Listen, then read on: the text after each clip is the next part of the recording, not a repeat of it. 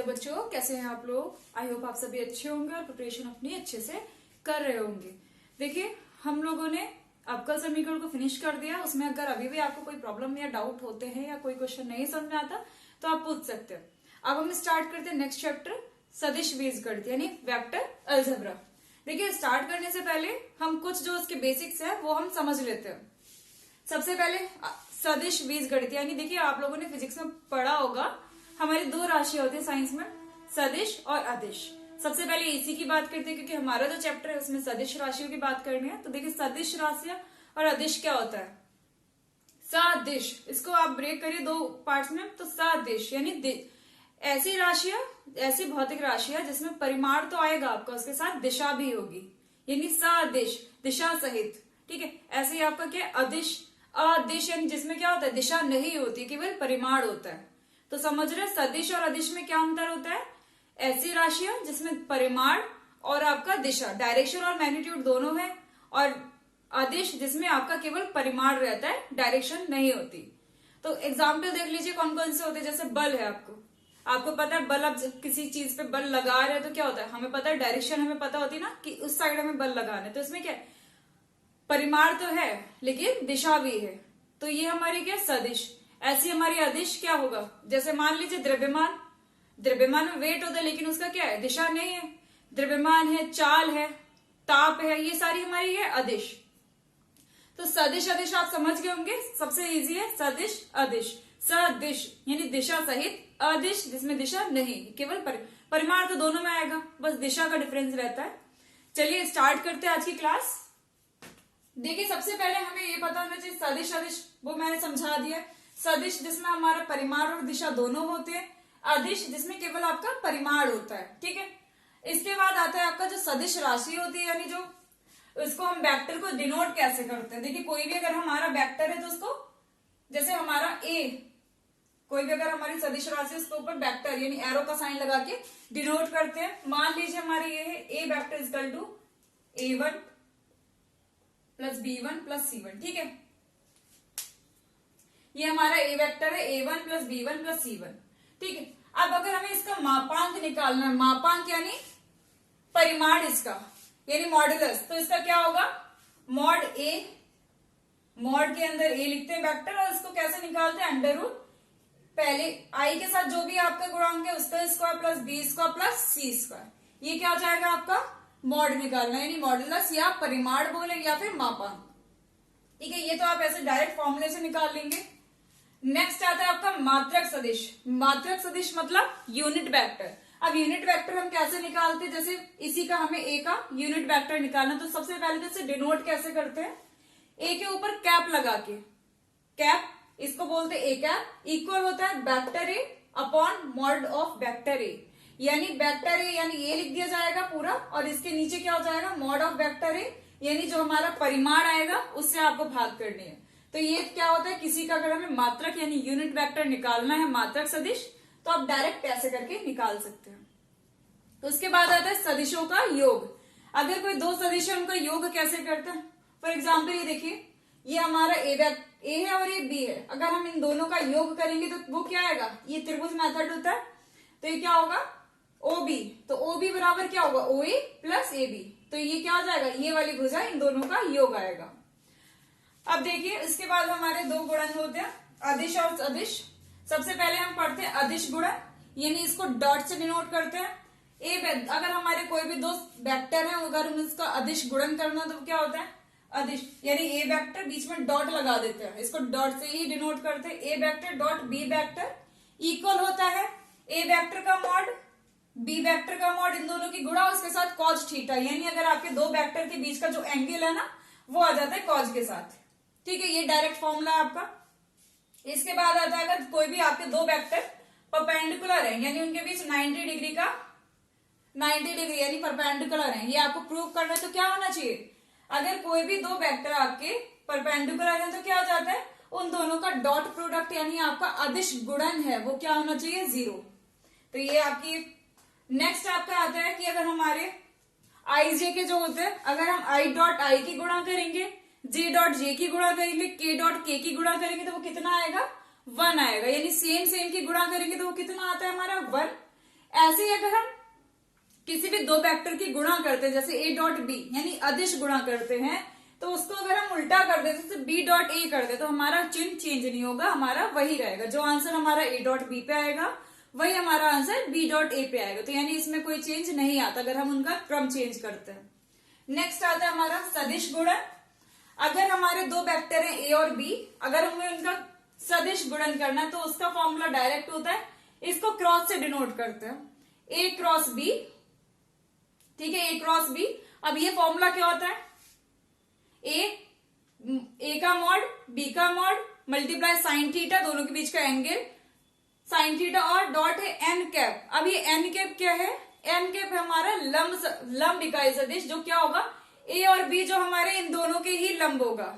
हमारा एक ऐसा इकाई सदिश यानी मात्रक सदिश जो क्या होगा दोनों के ही लंब होगा, a के भी और b के भी। तो उसको हम क्या करते हैं, उसका एन कैप डिनोट करते हैं। अगर हमें किसी का मात्रक सदिश निकालना है यानी दोनों के लंब, तो हम उसका डायरेक्ट फॉर्मूला होता है, यानी इस एन की वैल्यू क्या होगी एन कैप की, ए और बी वेक्टर का क्रॉस प्रोडक्ट करिए यानी सदिश गुणा करिए इन दोनों की, बटे जो सदिश गुणा आए उसका हमें क्या निकालना होगा, मॉड यानी परिमाण निकालना होगा। उससे आप भाग कर देंगे तो आपको क्या जाएगा, किसी दो वेक्टर किसी दो सदिश के लंबवत मात्रक सदिश के, ये फॉर्मूला होगा। ठीक है, नेक्स्ट आता है अगर हमारे कोई भी दो सदिश क्या होंगे, समांतर होंगे, तो उनका क्या होगा, क्रॉस प्रोडक्ट यानी आपका सदिश गुणा 0 होनी चाहिए।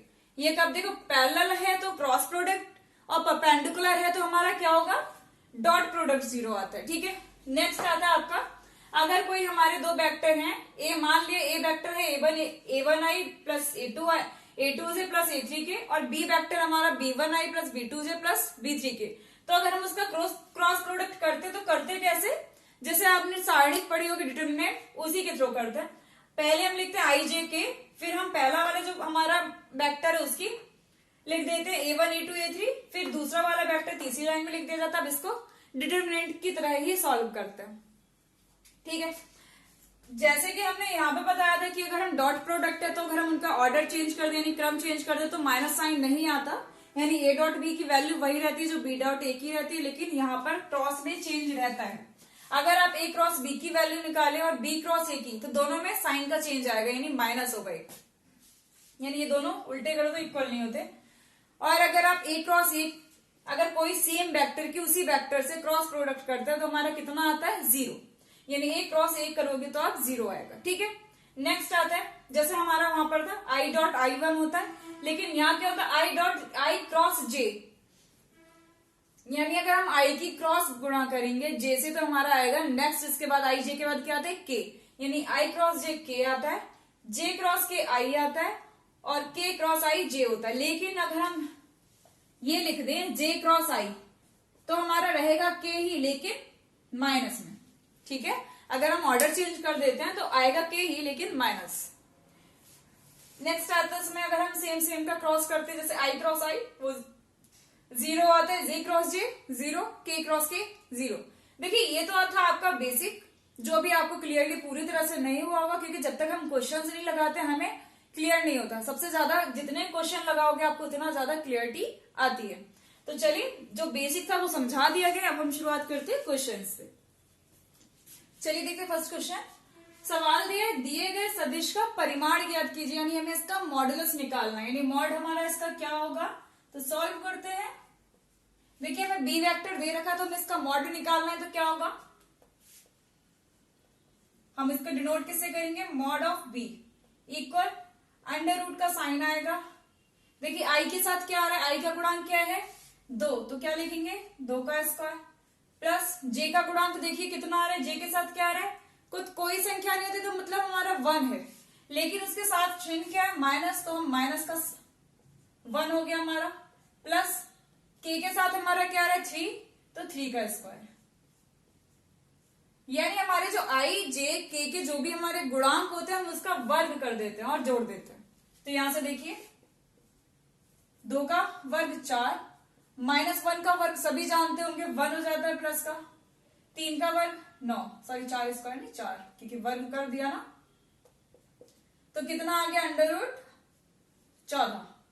तो ये हमारा क्या आ गया, मॉड ऑफ बी वेक्टर।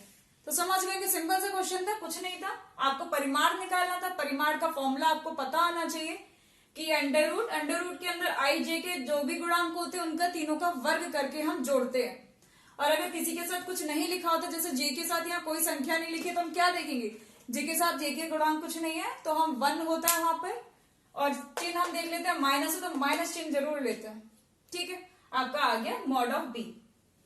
चलिए देखते हैं क्वेश्चन।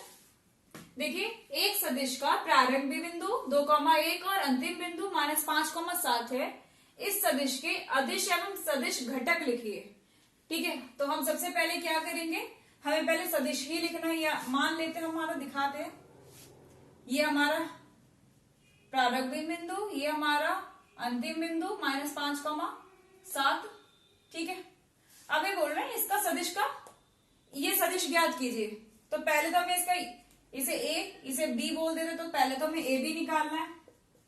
तो देखिए, जब भी हम ए बी निकालते हैं, दोनों बिंदुओं में दे रखे, तो देखिए ए बी, तो पहले हम जब आखिर वाला होता है बी में से ए घट, या इसको ऐसे भी बोल सकते हैं ओ बी माइनस ओ ए, यानी बी का स्थिति सदिश और ए का घटा दो। तो हम बताइए यहाँ पर के आ रहा है क्या। देखिए, अगर हमारा 3 होते तो हमारा क्या होता, के होता, लेकिन यहाँ आई और जे की ही बात चल रही, क्योंकि हमारे निर्देशांक में 2 ही है। तो हमारा पहला क्या होगा, आई के साथ क्या आएगा, पहला घटा दो, यानी -5 -2, ये हो गया हमारा आई। ये गलती से मत कर दीजिएगा कि इसका निकालना तो पहले में से अंतिम निकाल घटा दो, घटाया अंतिम में से पहला जाता है। ठीक है, यानी अंतिम माइनस प्रारंभिक प्लस, अब हम क्या घटाएंगे, बाई वाले घटा दो, यानी 7 -1 जे। ठीक है, देखो क्या आता है, माइनस का 7 आई प्लस का 6 जे। ये क्या आ गया हमारा, ए बी वेक्टर निकाला है ना हमने। ठीक है, ए बी वेक्टर आ गया, लेकिन वो पूछ क्या रहा है, इस सदिश के अदिश एवं सदिश घटक लिखिए, यानी फैक्टर लिखना है हमें, अदिश घटक लिखते हैं सबसे पहले। देखिए, अदिश घटक यानी जो अदिश वैल्यू है, इसमें आई के साथ क्या आ रहा है, -7,6, ये तो होगा हमारे अदिश घटक। सदिश घटक लिख दीजिए, सदिश घटक मतलब हमें पूरा ही लिखना है, -7 आई हो गया पहला, दूसरा हो गया 6 जे। देखिए, सवाल कुछ नहीं था, सवाल सिंपल था, लेकिन बस थोड़ी सी लैंग्वेज में आप लोग यहाँ पे कंफ्यूज हुए होंगे कि घटक हमारे क्या होंगे। तो कुछ नहीं था, पहले में उसका सदिश लिखना था, फिर उसके दोनों घटक लिखने थे। ऐसे देखते हैं, छोटा सा क्वेश्चन ये भी है। ये दिया x y के मान ज्ञात कीजिए ताकि हमारे ये दोनों क्या है, समान है, यानी इन दोनों की वैल्यू इक्वल है। तो हम क्या करेंगे, जब समान है तो इक्वल होने चाहिए, यानी 2i + 3j इक्वल है xi + yj। बहुत छोटा सा सवाल है, कुछ नहीं था। तो देखिए, आई के आगे आई का गुणांक यहाँ क्या है 2, और आई का गुणांक यहाँ क्या है x। जब बराबर है तो बराबर होना चाहिए, यानी x बराबर क्या आ गया 2। बाई का गुणांक देखिए, जे का गुणांक बाई है और जे का गुणांक 3 है, तो बाई बराबर 3। कुछ नहीं था, सिंपल सा था, लेकिन कभी कभी होता है ना कि हम लोग को नहीं आता कुछ सिंपल सी चीजें, तो ये तो बस बहुत छोटा सा था, इसलिए मैंने करा दिया। चलिए देखते हैं क्वेश्चन। दिया है सदिश ए i + j + 2k के अनुदिश एक मात्रक सदिश ज्ञात करने, यानी यूनिट वेक्टर। तो सॉल्व करते हैं, बहुत सिंपल क्वेश्चन है। फॉर्मूला अगर आप लोग को याद होगा फट से आप कर लेंगे। तो देखिए, सबसे पहले हमें जो वेक्टर दे रखा उसको हम नोट कर लेते हैं, i + j + 2k, ये तो हमें वेक्टर दे रखा है। अब हमें फॉर्मूला याद होना चाहिए m कैप का, यानी मात्रक सदिश का, यानी a कैप का क्या होगा, ऊपर तो वेक्टर जो होता है वही लिख देते हैं, अपॉन में चाहिए होता है मॉड ऑफ ए। तो हम पहले यहां से निकाल ही लेते हैं, मॉड ऑफ ए की वैल्यू सभी को आती होगी, करा चुके मैं सवाल इसका। क्या करते हैं, आई का गुणांक 1 यानी 1² प्लस जे का गुणांक 1² प्लस के का गुणांक 2²। तो क्या हो जाएगा 1 + 1 + 4 यानी √6। ये क्या आ गया आपका मॉड ऑफ ए। ठीक है, मॉड ऑफ ए आ गया। हमें क्या निकालना है, मात्रक सदिश। मात्रक सदिश को किससे डिनोट करते हैं, सभी जानते हैं, ए कैप। हम क्या लगा देते हैं, कैप। ठीक, तो ए कैप का फॉर्मूला होता है vector A upon mod of vector A. ठीक है, तो सबकी वैल्यू लगा दीजिए। देखिए, वेक्टर ए की वैल्यू कितनी है, वेक्टर है तो जो आपको दे रखा था i plus J plus 2k upon में क्या आ जाएगा पूरे के मॉड ऑफ वेक्टर यानी √6। आप इतना भी छोड़ सकते हैं, और अगर आपको और सही से दिखाना है तो सबको अलग अलग डिवाइड कर दीजिए, यानी 1/√6 i plus 1/√6 j plus 2/√6 2/√6 k। तो ये क्या गया हमारा a कैप यानी मात्रक सदिश। तो मात्रक सदिश कैसे निकालना है ये भी आपको समझ में आ गया होगा, सिंपल था, फॉर्मूला बस याद हो तो आप वैल्यूज लगा के। चलिए देखते हैं नेक्स्ट क्वेश्चन। देखिए सवाल देखिए, बिंदुओं a 1 2 -3 और b -1 -2 1 को मिलाने वाले एवं a से b की ओर दृष्टि, यानी हमारे जो बिंदु है a से b की ओर दृष्टि, जैसे कि ये हमारा a है ये b है, ठीक है। हमारे a के हैं 1 2 -3 और b के हमारे क्या है -1 -2 1, ठीक है। की ओर दिष्ट सदिश की दिक्कोजिया ज्ञात कीजिए। अब दिक्कोजिया क्या होती है मानते, पहले समझाते दिक्कोजिया होती क्या। अगर मान लीजिए कोई हमारा वेक्टर है x, उसके निर्देशांक है xi plus yj plus z, sorry निर्देशांक, ये हमारा वेक्टर सदिश है, ठीक है। अब अगर हम इसकी देखिए दिक्कोजिया को हम डिनोट क्या करते हैं एल एम एन, तो अगर हम इसकी पहली दिक्कोजिया यानी एल निकालेंगे तो क्या होगा आई के गुणांक यानी x बटे √, ठीक है। इसको सिंपली बोले तो x upon mod of x vector, ऐसे m निकाले दूसरी तो क्या होगा y upon mod of x vector, ऐसी तीसरी अगर हम निकाले तो क्या होगा z अपॉन x वेक्टर। यानी i पहली होती है i का गुणांक बटे मापा, दूसरी होती है j का गुणांक बटे मापक, तीसरी होती है k का गुणांक बटे मापक। तो सबसे पहले हमें तो सदिश ही नहीं पता, यहाँ तो हमें दो बिंदु दे रखे हैं उसका सदिश निकालना है, यानी सबसे पहले हम निकालेंगे ए बी। इससे पहले वाले सवाल में भी यही समझाया था कैसे निकालते हैं ए बी। तो देखिए बी वाले में से ए माइनस करते हैं, यानी आई का गुणांक में क्या आएगा -1 -1 आई प्लस जे के गुणांक में क्या आएगा -2 -2 जे प्लस के गुणांक में क्या आएगा 1 -3, लेकिन माइनस है तो ये क्या हो जाएगा 1 -3 के, ठीक है। इसको सॉल्व कर लेते हैं सही से। तो ए बी क्या आ गया हमारा -2i -4j -2i plus 4k। तो हम सबसे पहले क्या निकालेंगे ए बी वेक्टर का मॉड, तो क्या हो जाएगा √-2² -4 प्लस 4², ठीक है। कर दीजिए सॉल्व, 2 का वर्ग 4 16, ठीक है। 16 16 32 और 4 36, यानी हमारा mod of A B vector आ गया क्या 6, ठीक है। 36 का वर्गमूल लिया 6। तो हमारी दिक्कोजिया क्या हो गई, अब तो आप समझ ही गए होंगे दिक्कोजिया क्या होगी। एल हमारी क्या हो गई पहली हो गई, हमारा सदिश क्या बना था ये, तो इसका आई का देखिए यहां से हम नहीं देखेंगे, हमारा सदिश ये बना है वर्ग के तैयार हमारा ये हुआ है, तो इसमें आई का गुणांक क्या है -2/6 और हमारी दूसरी दिक्कोजिया -4/6, तीसरी दिक्कोजिया +4/6, इसको कट कर लीजिए यानी -1/3 -2/3 2/3, ये हमारी क्या हो गई दिक्कोजिया। तो दिक्कोजिया निकालना टफ नहीं है, बहुत इजी है। सबसे पहले हमें जिसकी दिक्कोजिया निकालनी पहले से देखना है वो सदिश है, अगर नहीं है बिंदुओं की फॉर्म में तो पहले इसका सदिश बनाइए, फिर उसका मापांक यानी परिमाण निकालिए, फिर आई का गुणांक बटे परिमाण, बाई जे का गुणांक बटे परिमाण, फिर के का गुणांक बटे 3 हमारी दिक्कोजिया होती, तीनों में निकाल दे। फॉर्मूला ये हो गया। चलिए देखते हैं नेक्स्ट क्वेश्चन। देखिए सवाल दिए बिंदुओं P = i + 2j - k और Q -i + j + k को मिलाने वाली रेखा को 2:1 के अनुपात में अंतः विभाजित करने वाले बिंदु R का स्थिति सदिश ज्ञात कीजिए। तो जब भी अगर आपको इस टाइप का हो तो क्लियर करने के लिए हमें क्या थोड़ा सा समझा दे रही हूं। आप लोगों ने पढ़ रखा होगा विभाजन सूत्र को। हमारा P और Q को दो, मान लीजिए ये बिंदु है, कितने रेशो में बांट रहे हैं, 2:1 में। इस बिंदु को क्या बोला है, R, और P का स्थिति सदिश क्या दे रखा है, I plus 2J minus K, और Q का दे रखा है -I plus J plus K। ठीक है, तो बोल रहे हैं R की स्थिति सदिश ज्ञात करिए।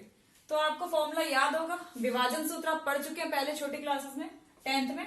तो देखिए कुछ नहीं है, सबसे पहले हमें विभाजन सूत्र याद होना चाहिए, यानी R का जो स्थिति सदिश होगा वो फॉर्मूला होता है हमारा M, देखिए P Q, यानी इसको अगर हम M बोले और इसको N बोले तो M गुणा इसका सदिश प्लस N गुणा इसका सदिश बटे M प्लस N, यही होता है ना, यानी M गुणा Q का सदिश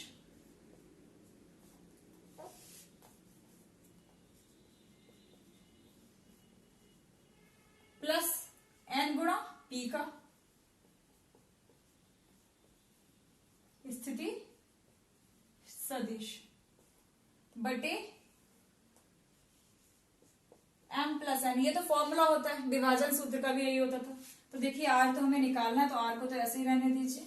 M की जगह हमारा क्या है 2, तो 2 गुणा Q का स्थिति सदिश हमारा क्या दे रखा है, -I plus J plus K, plus N की जगह हम क्या लेंगे 1, और P का स्थिति सदिश हमारा दे रखा है I plus 2J minus K, ठीक है, बटे M प्लस N यानी 2 प्लस 1। ऊपर गुणा करिए, देखिए किसी भी हम अदिश यानी किसी भी संख्या से किसी भी सदिश को गुणा करते तो सीधी गुणा हो जाती है। तो देखिए 2 की माइनस से करेंगे तो क्या हो जाएगा, माइनस का 2I प्लस का 2J प्लस का 2K, ऐसे इधर कर दीजिए अब 1 से, तो वही रहेगा plus I plus 2J minus K। ठीक है, अब देखिए जब भी हमें किसी दो सदिशों को जोड़ना था तो उसके सेम जैसे I वाले में जुड़ेगा, I का कितना -2, I का यहाँ कितना है 1, यानी -2 प्लस 1, तो हमारा क्या होगा -2 प्लस 1 I। ऐसे J वाले जोड़िए, यहाँ है 2 और वहां भी है 2 प्लस का 2 J। ऐसे K वाले जोड़िए, यहाँ है 2 और वहां है -1 K बटे 3, तो -2 प्लस 1 माइनस का I हो गया, 2 2 4 प्लस का 4J, 2 में से 1 गया प्लस का K अपॉन 3। ये हमारा क्या हो गया, R का सदिश आ गया। यानी इसको अलग अलग करके दिखाना चाहे तो हम क्या लिख सकते हैं, -1/3 I plus 4/3 J plus 1/3 K। ये हमारे उस बिंदु के सदिश आ गए जो हम क्या कर रहा है, 2:1 में विभाजित कर रहा है। देखिए यहाँ पर बात हो रही थी अंतः विभाजन की। अगर बाई चांस आपको सवाल आ जाए बाह्य विभाजन का, कुछ नहीं फर्क होता, बस प्लस की जगह दोनों जगह ऊपर और नीचे माइनस होता है, बाकी सेम टू सेम सवाल हो जाएगा।